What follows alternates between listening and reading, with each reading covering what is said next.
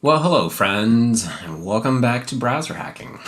Today I posted on Twitter about how the ray tracing demo that we worked on the other day, how it currently looks in the Serenity browser. And here's an image that took 427 seconds to render, and it's starting to look a lot more like the intended final image. But on this tweet, I got a reply here from my old friend Alex, who says he's looking forward to seeing that in the profile viewer, and I think that's a really great idea. So let's bring this thing into the profiler and see why it's taken so dang long, because I think if we can make this a little bit more bearable to hack on by making it go faster, I wouldn't even call it premature optimization, but it depends on what kind of stuff we need to do. But first things first, let's just find out what the heck it's doing, right? So let's see. Oh, wait. This garbage collector output is obnoxiously going to ruin everything. So let's just... wait, I thought that was turned off. Maybe I never rebuilt. Yeah. The garbage collector output is extremely time consuming. So we just run with that turned off, and then let's see what exactly is going on. And of course, we're not running with 400 by 400 pixels like I did in that demo there. We're doing 40 by 40 again because it's, within more reasonable time frame to finish. So that's 7.57 seconds currently. So let's get a profile of that. So what we'll do is we'll just say ps-ef grep browser, and then we will enable profiling, run the test again. And it would be nice if we could get the whole thing in a profile. Okay, and then we'll copy the profile so that we have it, and open it in Profile Viewer.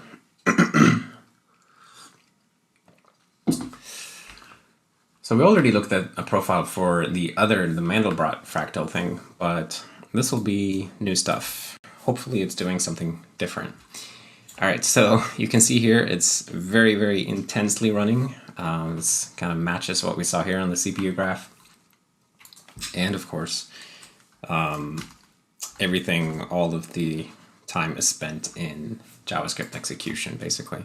So let's select like a slightly smaller part of the profile, just so we skip the setup and the ending in case they are less interesting, and focus on what the heck is it doing in the middle. So if we expand this, we can see basically what it's spending its time on, but I feel like we're going to have better luck just flipping it upside down. Okay, so malloc and free once again dominate. And it's malloc.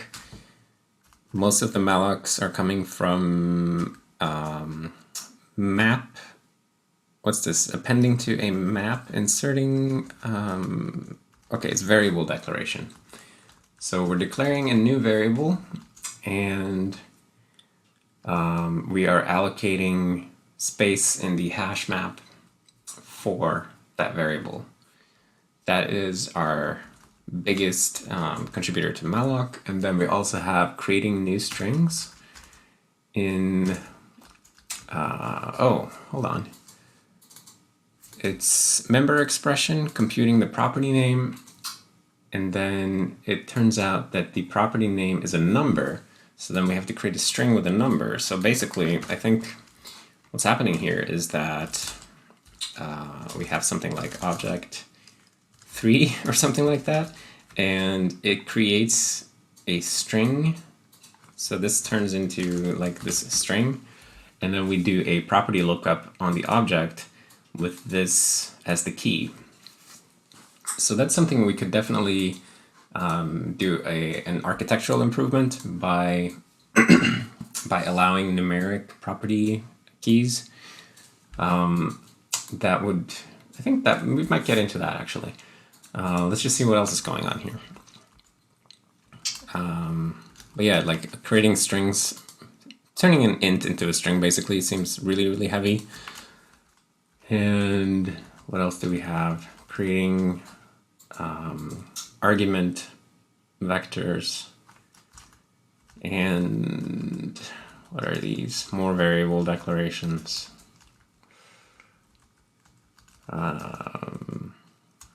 And then like materializing property tables from transition trees. Instantiating new arrays. Oh, that's not so heavy anymore, actually. Okay, so that was malloc and free. We're freeing a lot of strings. A lot of those are fly strings.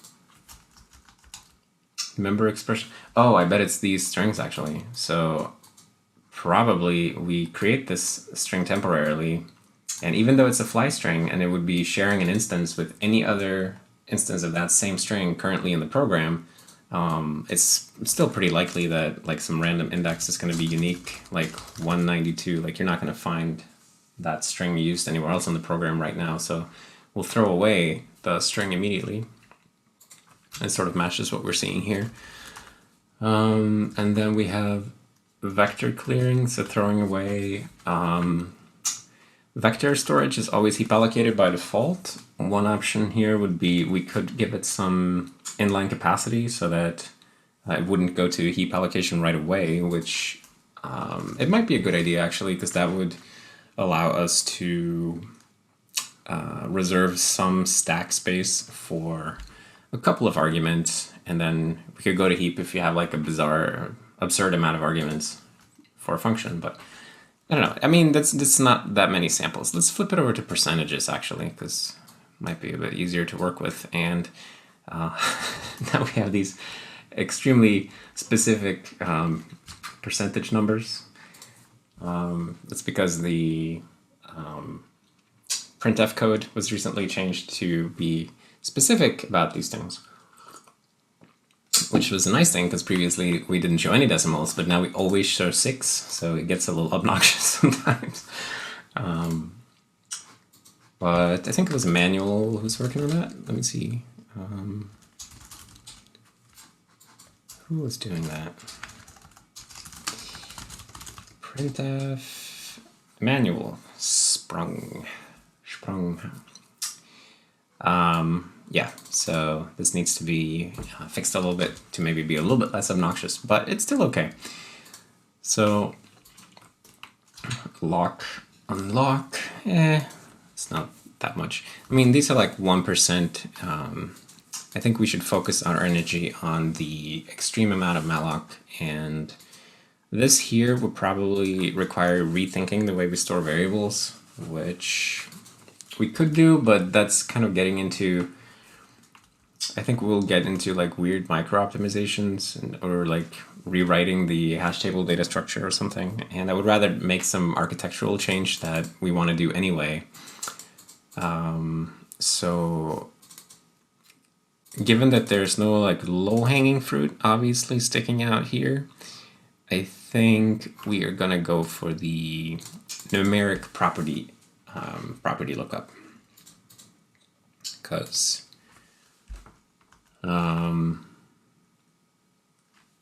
I think that will help us quite a bit. So we'll see. So what were we now? 757, 739.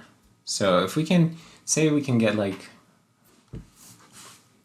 I don't know, let's get under 7 seconds at the very least. Just have some ambition here. Maybe we can get to 6 seconds. I don't know. We'll see.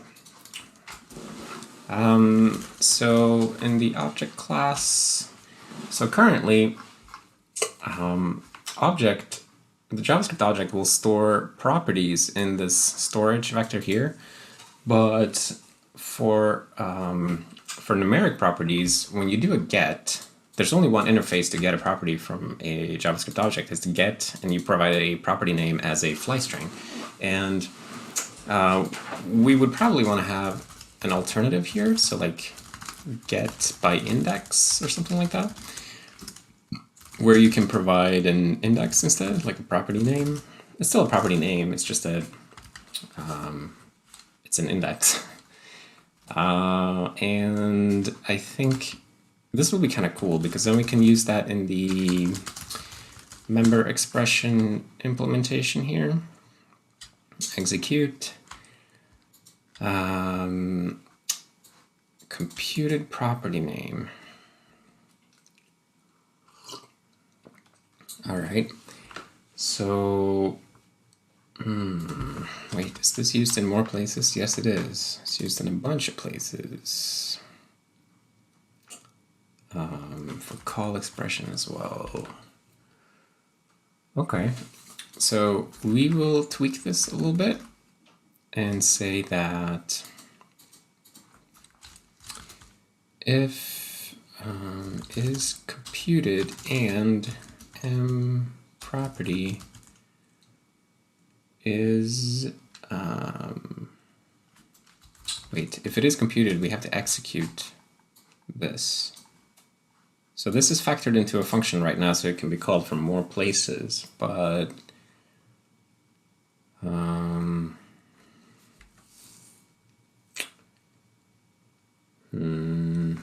kind of don't love that it only returns a fly string.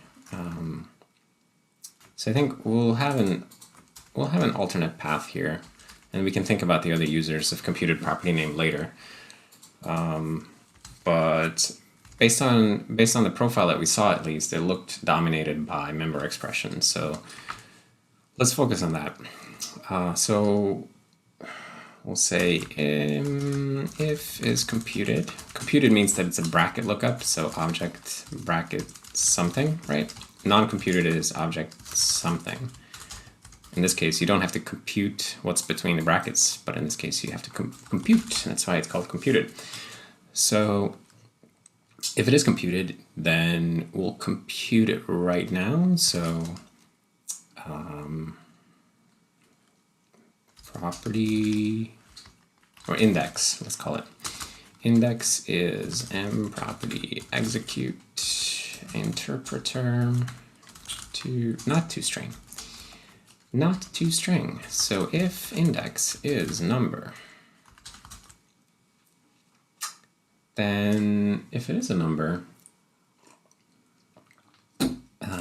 let's pass it to that other get thing. So return object result get by index, or not result, that's not any kind of a C++ keyword, index to i32. Otherwise, return object okay, I can't spell return today. Get index to string, I guess, oh, value or nothing. Dot value or nothing. Maybe these should say value or JS undefined. No, wait, let's say nothing. Okay. That's pretty good. So now, yeah, so now we have a special path here. We could even let it follow the other path. Or no, we can't, because if we do that, then we'll execute the property expression twice. Okay, so a little bit of duplication here at the moment. XP,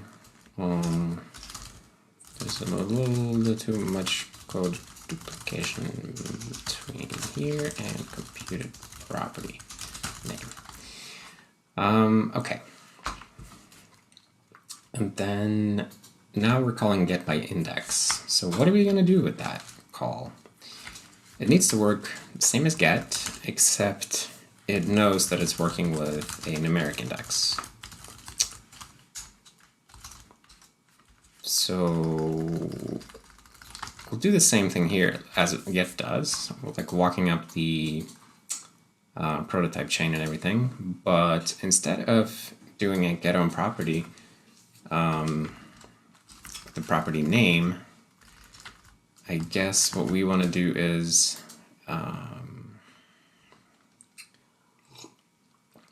we want to look if the object we want to have, so we're going to have to give objects some kind of numeric storage.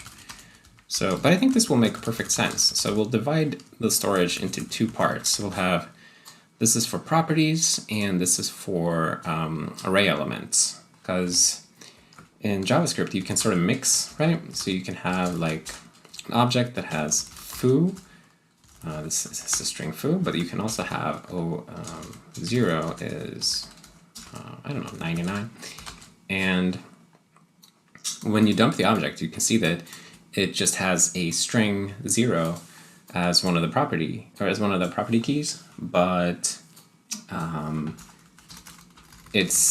think it's basically every JavaScript engine ever do this optimization where they separate things that have a numeric index and things that don't in objects, because that allows you to do some very obvious optimizations for numeric indexing. So we're going to do the same. So we're going to store numeric index things in this thing called elements, and named properties in storage. Maybe we'll rename this to like named properties or something, I don't know. But let's see. So wait, I didn't want to change this code. In fact, here we should probably check if we get called with the string, but the string is a number, then we should convert it. So property index, let's say. Property name to int, okay. If okay, then we return get by index, property index. Yeah, so then get will always fall back to get by index if the property name is a number. Okay, and then in get by index, when we walk up the prototype chain, instead of doing get on property, we will just check if, this is a little naive, but we'll just do it this way. If the elements property index is within the bounds of that thing, of the elements vector of that object. And then I guess we should check if property index is, we should actually double check here that property index is greater than or equal to 0, because negative numbers we don't have to do this for, so maybe we'll assert for now and we can deal with this later. Or hold on, if property index is less than 0, then return get string number property index. Yeah, that's fine. So this guy, get, normal get, will delegate to get by index, and get by index will delegate to get for negative indices. All right. And then here, let's just cast this to a size t, since we've already verified that it's positive. And then if the property index is inside the bounds of this object's elements, then we can actually give you the element at that index. Property index. Okay, I think that's kind of sound. And actually we're going to have to get rid of our array. Our array implementation has to change a little bit, because currently the array class in JavaScript has its own little elements vector, but really we should just get rid of this and then use the array implementation inside the JS object, the generic implementation, and just use that even for array objects. Because I think the array object should have like instance methods and stuff, and there's something about array that's special. It's the length property, I think. The length property of an array should always tell you how many elements are in the array, whereas the length property of an object is not magically going to tell you, oops, what the heck did I just do? It's not magically going to tell you that there are 3 numeric properties in here, right? Like there's no length property. So I think that's the difference between array and non-array. in practical terms. Anyway, so then what do we do? I guess when you put something, then we need to actually check if something is numeric, and if so, we slap it into the element storage instead. So we should probably have a corresponding put by index. Like 32 property name, and let's call them property index. And there we go. And then these guys, I'm a little bit unsure what to do about these guys. We'll figure that out, I guess. So let's see what we do with put. So put by index.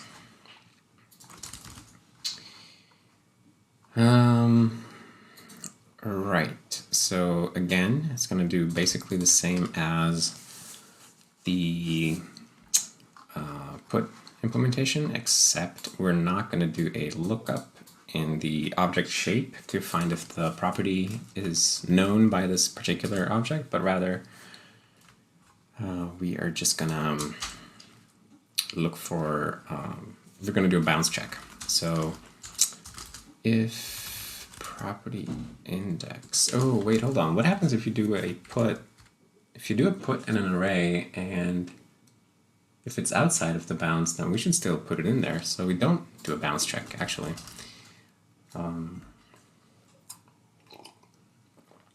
So what we need to do here is we need to walk up the prototype chain and look for it in a setter or an accessor. But in the index case,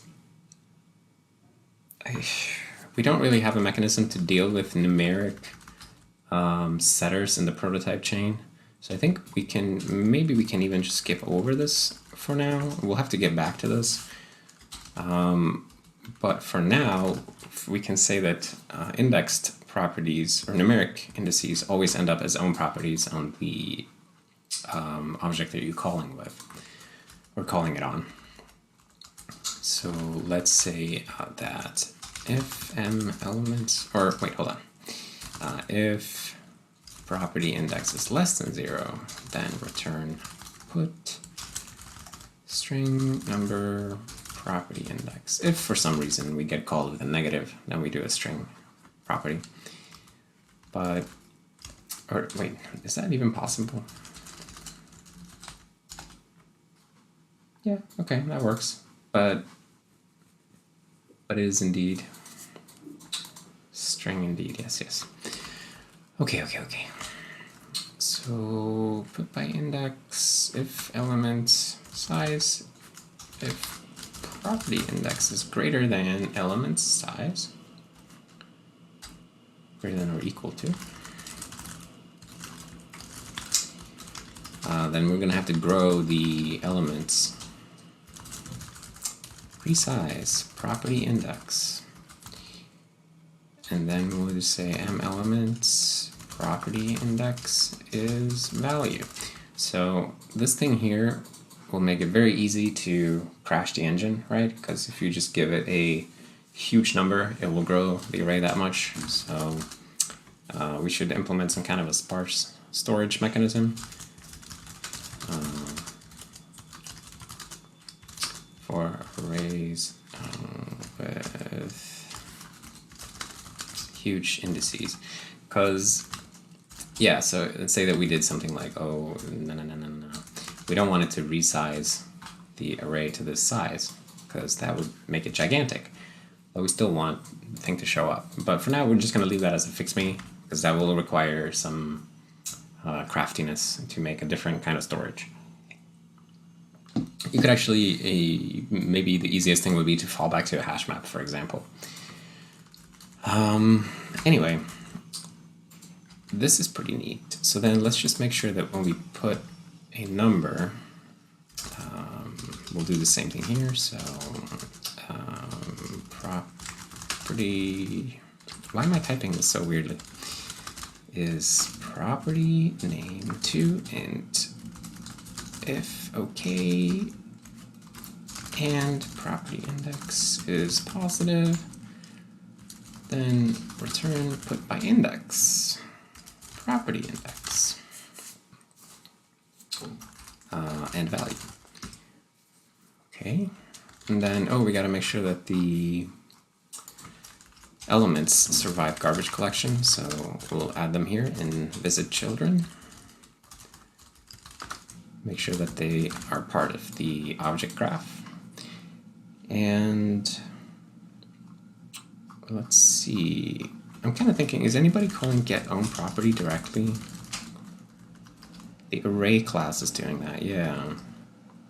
So we should probably change the array class.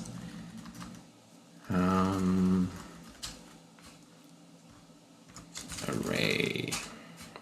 Yeah, so let's get rid of his elements. Or, yeah, I think we can do that. In fact, maybe we should expose those on the object instead. So we can do that. And this guy here has to call elements instead, but it's okay because he's an object. And I guess we don't need to override getOwnProperty and putOwnProperty anymore on array, nor do we need to have a custom visitor function. So this actually improves the code, I think, quite a bit. And then this just has to work on generic objects, but this actually makes array functions work on other objects, which is pretty cool.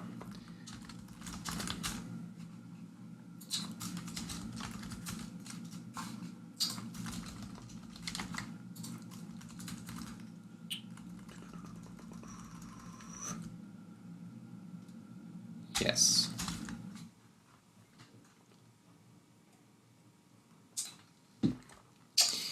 I feel like I made a dumb mistake somewhere. Put by index, resize. Yeah, we're resizing it to the property index. That's not right. Because if you set property index 0, we would resize to 0. Okay, so I wonder if this will work. I guess we can just try to build it and see what happens.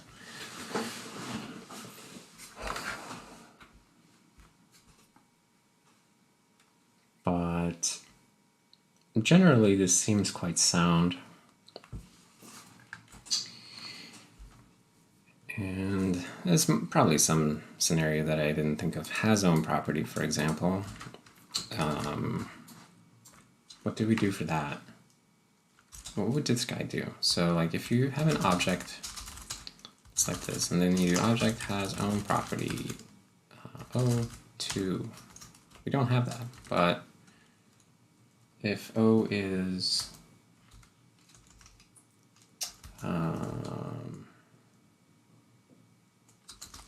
this, and we keep adding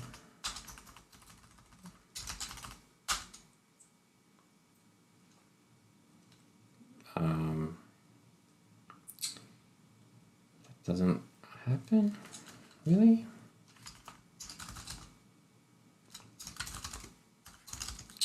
Okay, get own property names for O. But HasOwnProperty returns false. That's a bit surprising. HasOwnProperty again.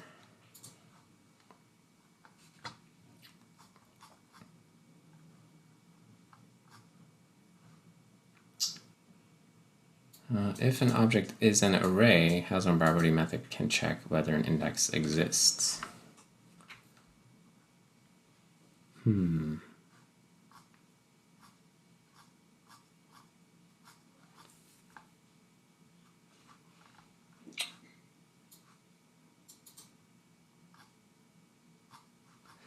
That's weird. So if you make an array, like A is 0, 1, 2, then A HasOwnProperty A2. Am I using this wrong or something? I am using it wrong. Oh, dude, I've been using it wrong the whole time. Okay, it works. So I was using it wrong.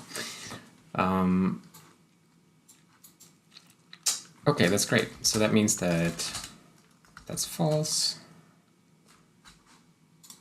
So for has own property, we should check if it's a numeric property. If we'll have to convert it. Property index is prop name to int. If okay, and property index is greater than or equal to 0, return m elements property index is less than. Yeah. Okay, so we'll consider it as having this property index if it's less than the elements size. Okay, let's see if this is working. We'll bring up the REPL in Serenity and mess with it.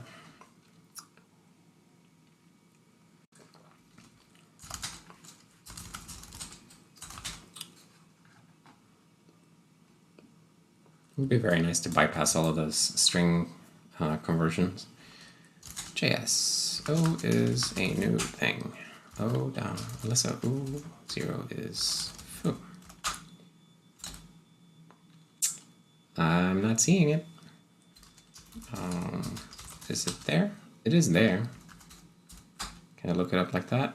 No, that doesn't work. Oh, I wasn't really expecting this to work.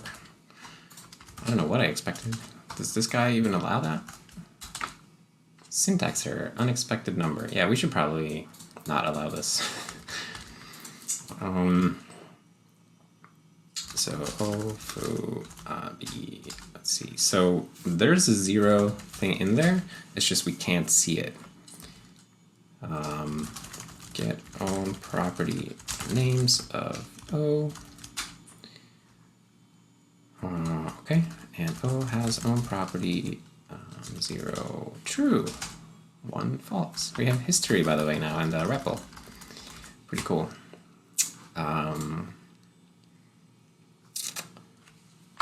So I guess it's get own property names. That's messed up. Get own property names.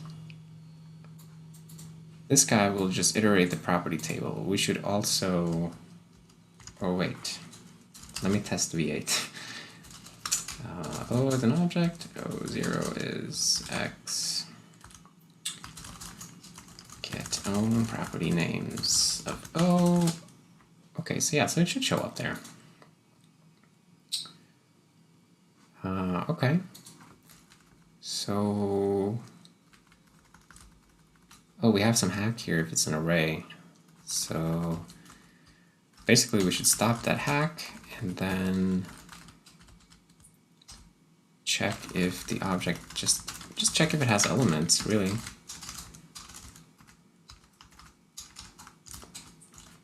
And if so, we'll just push those as strings. That makes sense.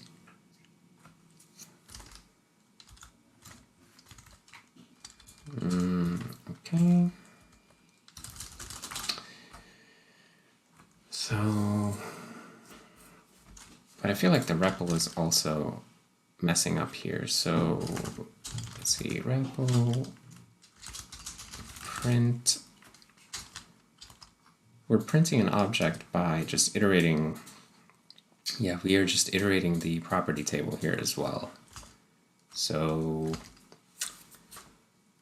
when we print an object, I'm thinking, do we want to like use get on property names? But maybe it's better if we don't.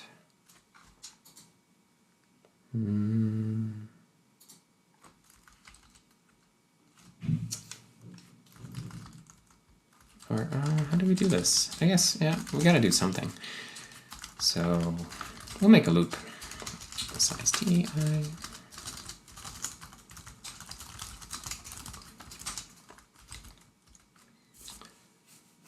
And then this here.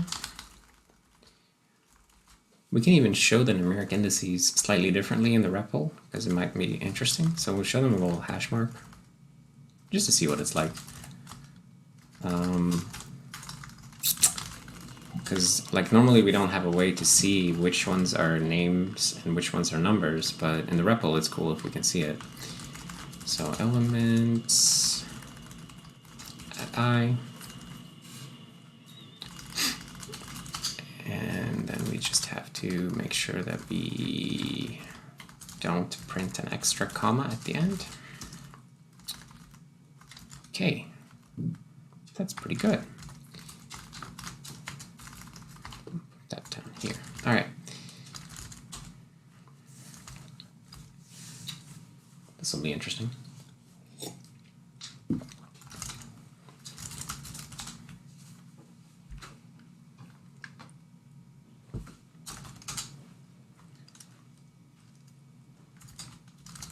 Okay, so now foo is the string foo.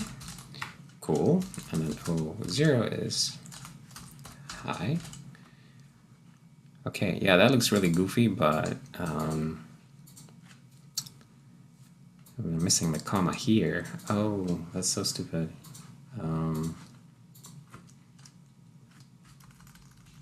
Okay, so if object element, if it was not empty, and object shape property table size, is that the same as property count? Yes, it is. Okay.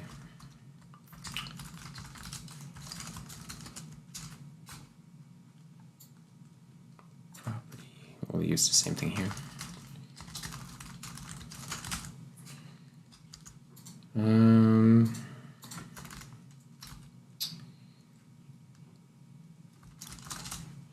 Then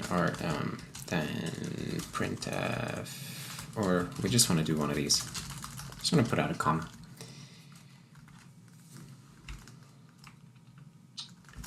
Okay, and then we'll fix up these guys. So maybe we don't do the hash, but we instead put it in a different color or something. I'm not sure. It's gonna look a little goofy.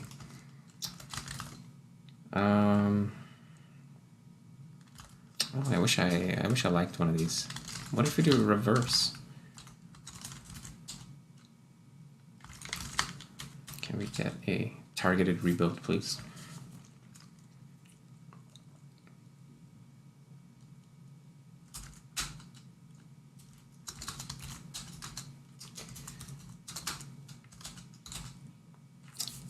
Okay, so now it's inside out. It's a little bit weird. Okay, maybe it's less useful than I imagine to be able to see the properties this way. I'm not sure.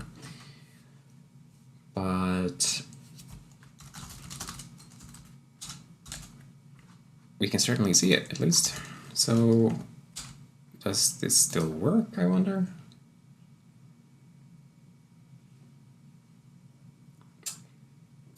Look at that speed, holy moly.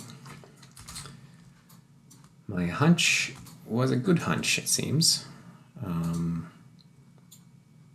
Still looks the same to me. I hope it's still the same, but let's run the test suite. So there's one expected failure right now.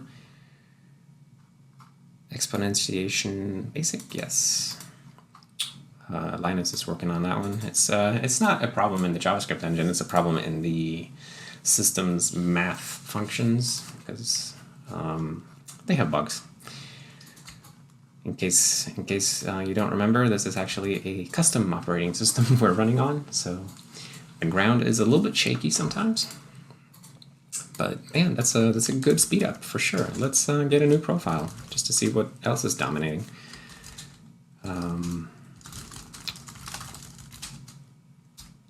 So profile, PID22, enable, and then we'll run the profiler. Run the test. And boom. Okay. Copy that and open it.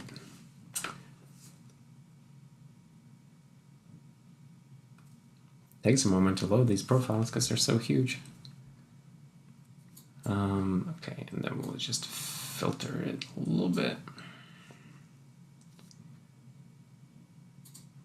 All right, so most of the action is here. Let's just flip it upside down immediately, actually.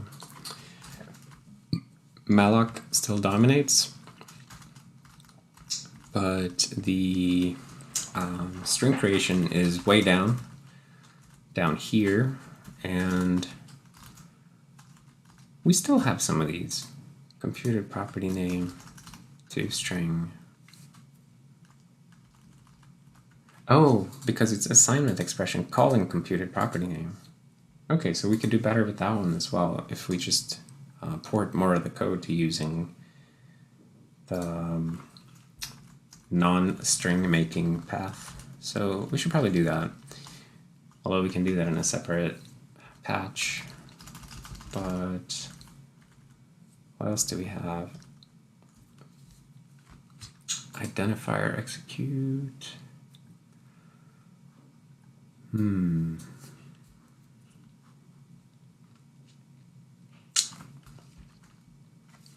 We could probably, it's very possible that we could get a good benefit from caching strings, because every time that you execute an identifier node in the AST, we will allocate a new string. So, or no, heck, what am I saying? Identifier, that's not allocating a string, it's a variable lookup. So I'm totally mistaken. I was thinking about constant string nodes. Ooh, and I don't see a lot of, they're called string literal. When you execute a string literal, you'll get a newly allocated string, but I don't actually see string literal anywhere here, so it's probably not so bad. Can we see the garbage collector somewhere? This would be nice to have search or filter functionality in the profile viewer, actually. But like down here, these things, they're so low, the numbers, that it's not super important. Let's switch to percentages. There are those, all that precision. So flip that around, and it's a bit annoying that the profile viewer, or it's really because the profiles that we get from the kernel, they are capped at a certain tree height. That's why we get multiple roots here. It's just because the call stacks don't always start from the start, because we have to we can only give you the innermost 32 frames or something like that. It's a limitation of the profiling stuff in the kernel. It would be cool if we could extend that maybe. But like if you add all these guys together, they will be 100%. Anyway, just to get some idea here of how the time is spent. Looking at the self column tells us like all of these guys have self 0, which means that there's basically no time spent in that particular frame, but rather the time is actually spent in the frames within that frame. So here is one that has some self time, which means that some time is actually spent in the for statement itself. Now that's kind of interesting.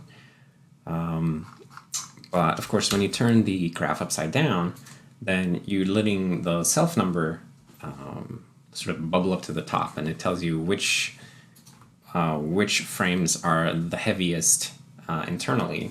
And for this kind of work, I find that it's extremely helpful and gives you an overview much quicker if you just invert the graph and look at the heaviness of each individual frame. because we're still very much in the territory where like micro optimizations are interesting. Although we just did an architectural optimization, so whatever. I'm sorry, I just have a million thoughts in my head about this subject, and it's hard to hard to pick just one.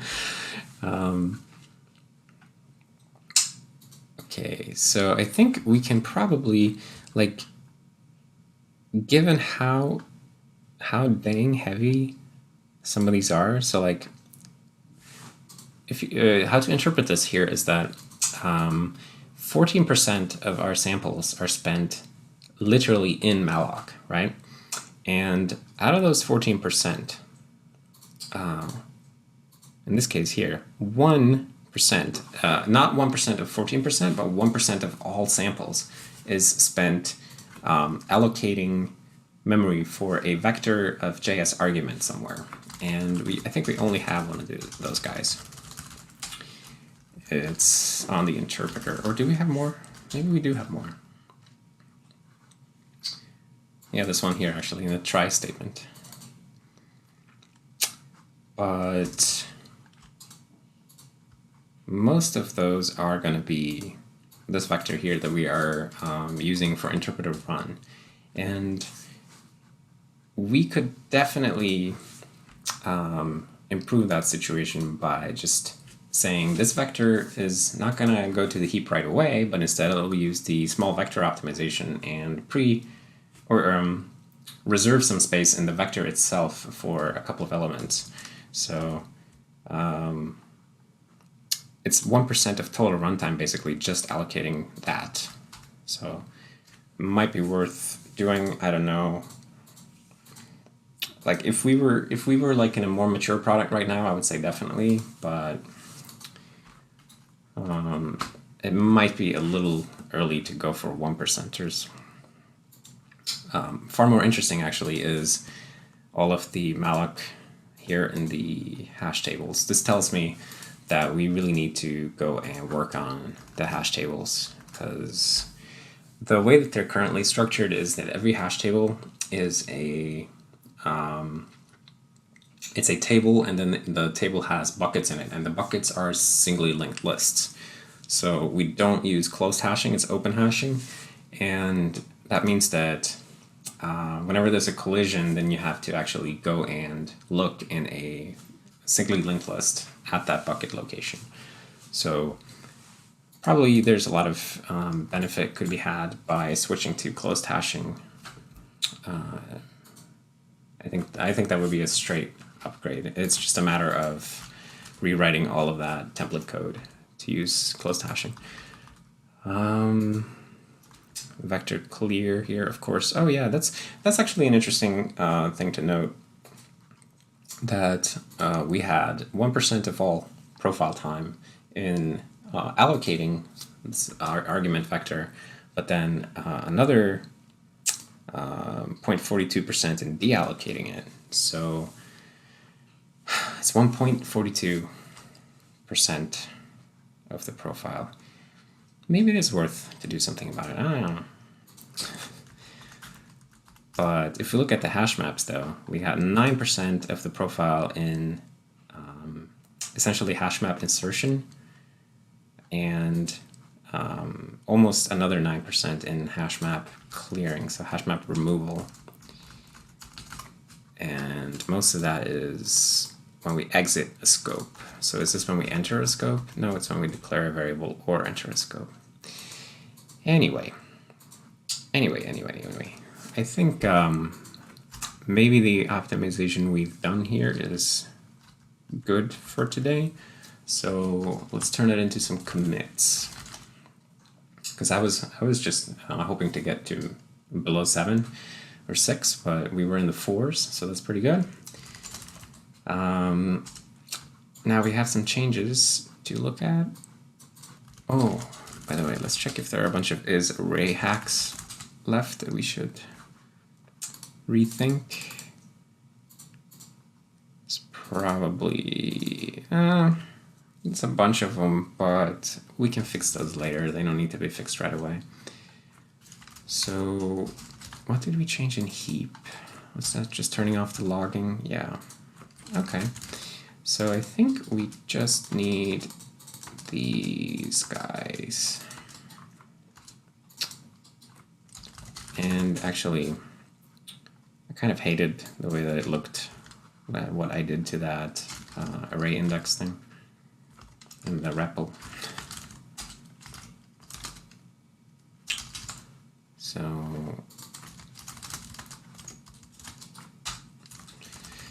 let's see. O is this, O, 0 is 1, oh, yeah, that's fine. And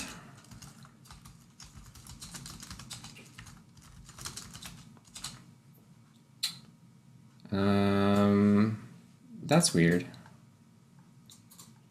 We don't see the property on an array here. What does V8 do for that? A is this, A0, 1, A dot foo is 2, A. Interesting. Okay, so we don't support that for our pretty printing of arrays. But that's a separate issue. We didn't support that before either.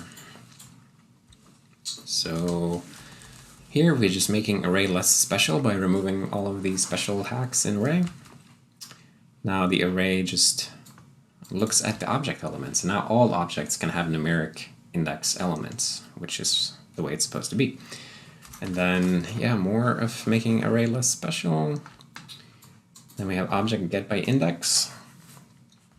And it will transparently pass back and forth between get by index and get.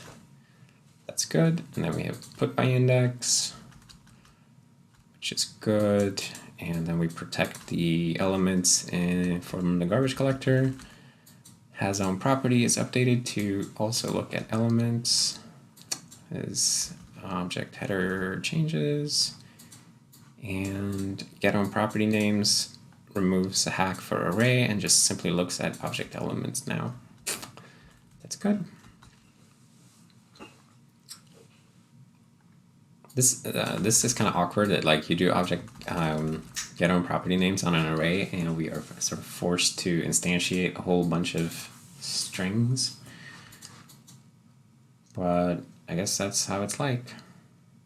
Is that what happens here? Like if you do like this, right? And for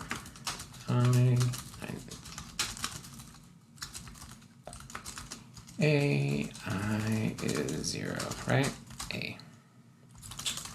Get own property names A. Yep, it does that. Okay, so we're in the right. It's creating a whole bunch of strings. And this is just REPL pretty printing stuff. Okay, so I think that's really good. lib.js. Add numeric index. Adding numeric indexed, not a, what do we call it, number indexed property storage to all objects. Objects can have both named and indexed properties. We now separate the previously we kept all property names strings. This patch separates named and indexed properties and splits them between object storage and elements. This allows us to do much faster access, faster array style access using numeric indices.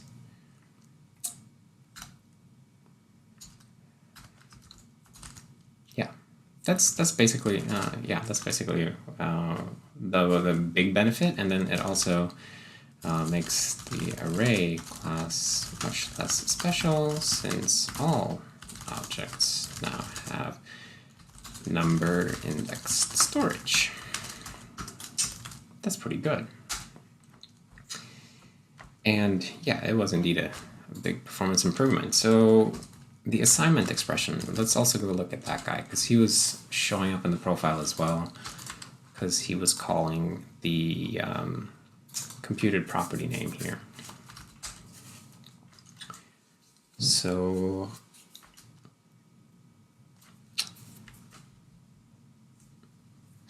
I'm kind of thinking computed property name. Maybe this thing should return, maybe we should have an abstraction for this, like a property name. And a property name could be a number.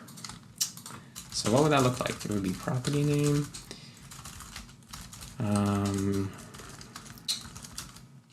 So it's like an index like this. Let's say explicit, so that you're forced to actually say that this is what you want. And we'll say type,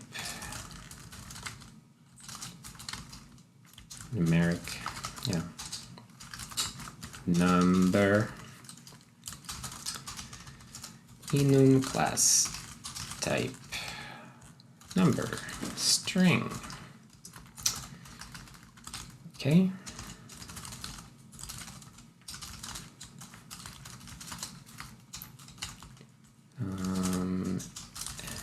Index, and we'll assert that it's positive, otherwise you're a jerk. And if it's not a number, then it's a name.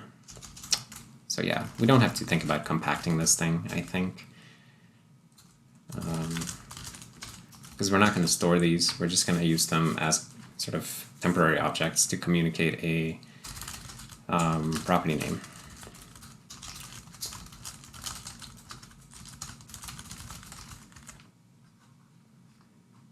Okay, and what is number const return m type? Yeah, we'll do something like this. String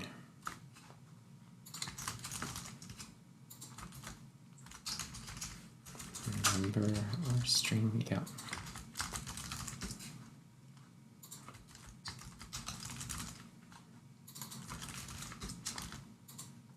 Okay, that's a oopsie doopsie. What the heck did I do? Collapsed everything. It's a pretty cool class, and then we can just return that, but let's put him somewhere appropriate, like in, I don't know, maybe we'll put him in a new file. Runtime, property name.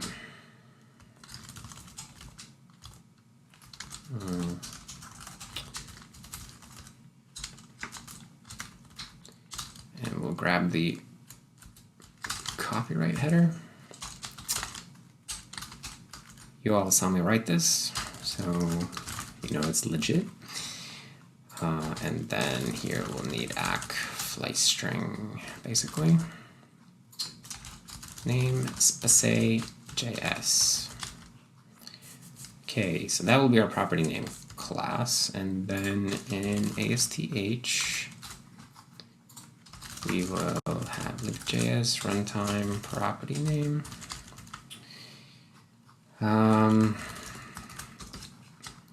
And computed property name is now going to return a property name. And this will be, what's that? That's a fly string. Okay, so property name like this, or property name like that. That's two string. Okay. And then we should probably allow you to call get on an object with a property name. So we'll add an overload here that's takes a property name. And of course, course, we'll need to include that. So property name. And this guy will just delegate to the appropriate other function. So get property name.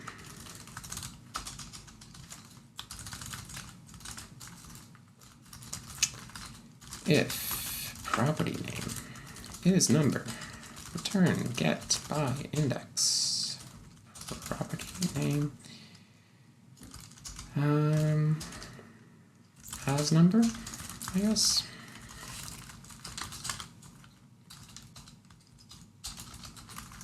As string.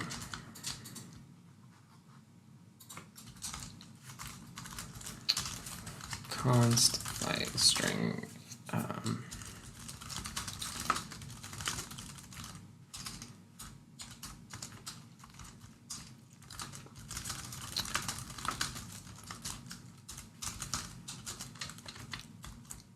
Cool. And can't be calling get by index there. And we should probably do the same for put, actually. So, oops. We'll have a put that works the same. Put is not const and takes a value, and he will just shuffle that along to the others. Put. Okay. Property name and value. This is actually turning out pretty awesome. And, oh, wait, this is not supposed to return something. Here we go. That's good. And now in the AST, where we do computed property name, we can probably actually simplify member expression now. Because of this duplication here, we don't have to do that anymore. Now we can just let it go back to the way it was, and it will be picking the best type of get based on the type of value that we compute for the property name.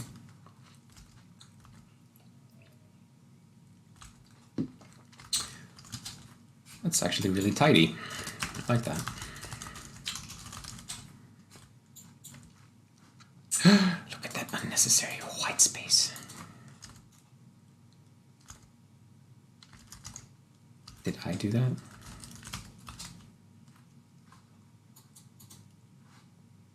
Wait. Oh, it's here. Okay, yeah, we don't want to have unnecessary white space in our div, do we? So let's see if this works. This is really nice if we can make it this way. So we'll run the tests, get that one failure, there it is, cool. And then run the browser, do the render. And what's the time? 6.6. So time varies a bit, I would say.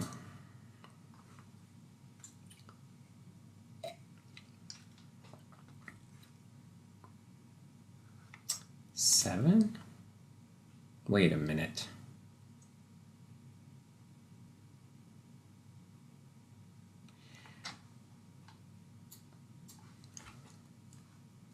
This is suspicious. Let's get a new profile. PS browser P95E. What are you doing, browser?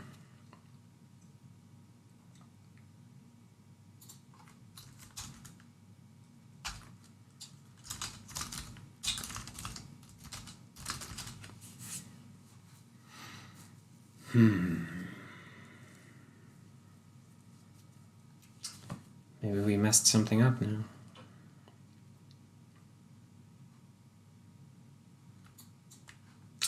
Should probably profile the profile viewer at some point. Okay, so now string is up here again because we are computing. Okay, so we undid our optimization because computed property name, I totally forgot to actually do something smart in here. I just made the abstraction, but I forgot to make it smart underneath. Okay, so if it is computed, then if, let's see, auto result is, so, or we call that index property execute interpreter. If index is a number, not null, number, return a property name for index as 2i32. That's pretty nice.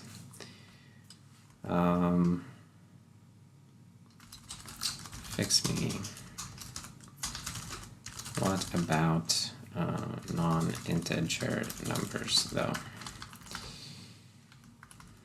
Yeah, I don't want to deal with those right now, so we're just gonna push forward with this. But basically, yeah, this is the optimization, right? And of course, we don't want to re-execute the computed expression once again. So we use the index we already computed.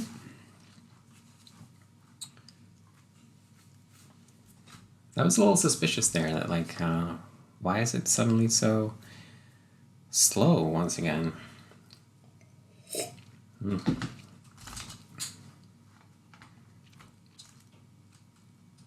Sometimes you can get so fixated on making a good abstraction that you forget what the point was. So let's see. That's more like it. Yeah, we're just in the 4s. Second run. See if we can get a lower number. Yeah, that's pretty cool.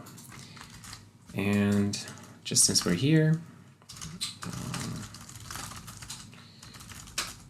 pig21, enable, render, and profiling workflow could definitely improve, but it's also like 10 times better than it used to be. Would it be cool if you could like just be in the profile viewer and then somehow like see a list of the running programs and pick one and have like a start recording button or whatever. I don't know. There's so much we can do with this. So malloc, string creation is down, way down. We don't make many numbers at all, only an array prototype 2 string, which I guess we can tolerate. It's a little bit weird, but all right. It's not very heavy anyway. So yeah, those hash maps once again dominate. But I think this is really nice. So let's see if we can just commit this stuff.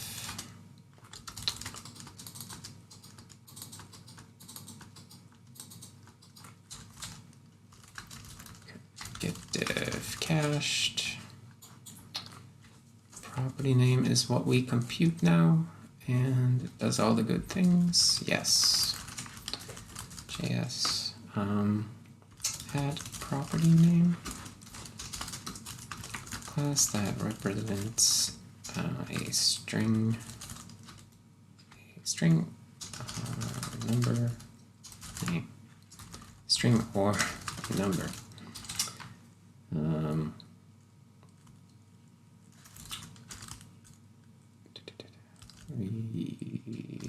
Now that we have 2 separate storages for object properties depending on how you index, on what kind of index they have, it's nice to have an abstraction that allows us to still allows us to say, here's a property name. We use property name to always choose the optimal storage path directly. while interpreting the AST.